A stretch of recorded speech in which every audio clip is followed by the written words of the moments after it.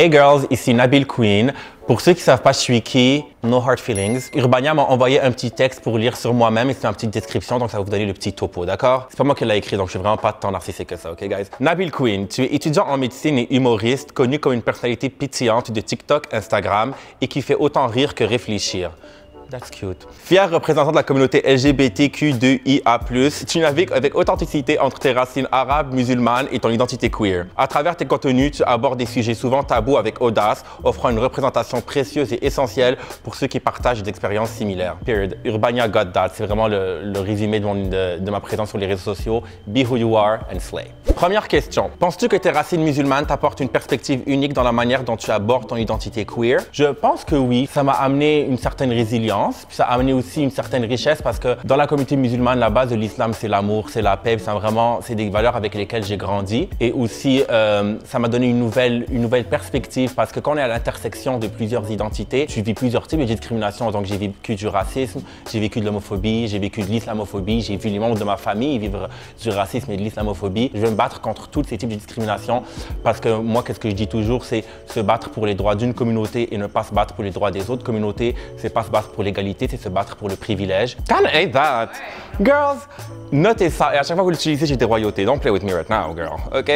Deuxième question. Pourquoi est-ce important de spécifier ces doubles identités et d'en parler dans tes contenus? Parce qu'il n'y a tout simplement pas de représentation pour les Arabes gays. Nommez-moi le nombre d'influenceurs qui sont Arabes et gays. Il n'y en a pas beaucoup. Au Québec, j'étais le premier. Sinon, il y a Bilal Hassani qui est vraiment connu en France puis qui est une de mes inspirations. Et quand je suis arrivé sur les réseaux sociaux, je pense que je me suis mangé autant de haine. Je me rappelle, j'avais 18 ans puis la première fois qu'une de mes vidéos avait fait beaucoup de vues, je parlais du Dollarama, puis ça n'avait aucun rapport avec mon identité et je pense que j'avais reçu 300 menaces de mort en une soirée. C'était vraiment, vraiment horrible. Troisième question. Comment tu t'y prends pour concilier tes études en médecine, ta création de contenu et ton parcours d'humoriste? Girl, je dors pas beaucoup. Honnêtement, ça prend vraiment beaucoup de discipline parce que moi, dans ma vie, ma passion, c'est la médecine. Ma passion, c'est venir en aide aux gens, utiliser mes connaissances pour être là et être un support pour les gens et offrir un milieu ouvert à tout le monde, qui est ouvert aux femmes, à la communauté LGBT, aux réfugiés, aux immigrants. Je veux vraiment traiter une panoplie de personnes. Et l'humour, c'est ce qui me permet de passer à travers la vie, mais c'est pas pourquoi je vis. La médecine, ça a toujours été ma priorité et ça prend beaucoup de discipline. J'ai un horaire du temps très chargé. Fun fact, en médecine, quand j'avais vraiment beaucoup de stress et tout, mais j'avais pas le temps, je me donnais des petits 30 minutes pour me mettre en breakdown. D'accord?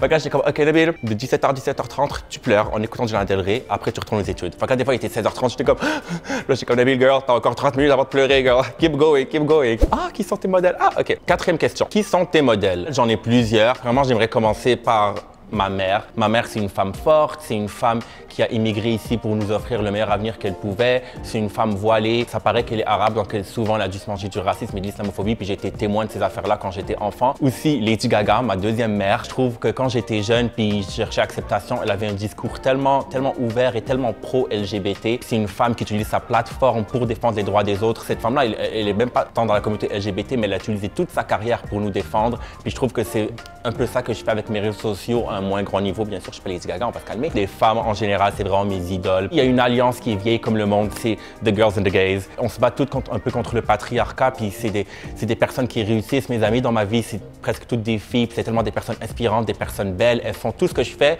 en étant belles. So, comme I'm like, girl, like you slay, j'adore les femmes, c'est mes inspirations. Et c'est une des raisons pourquoi en médecine, je veux vraiment m'impliquer auprès de la santé des femmes, parce que je trouve que ça a toujours été des alliés pour nous.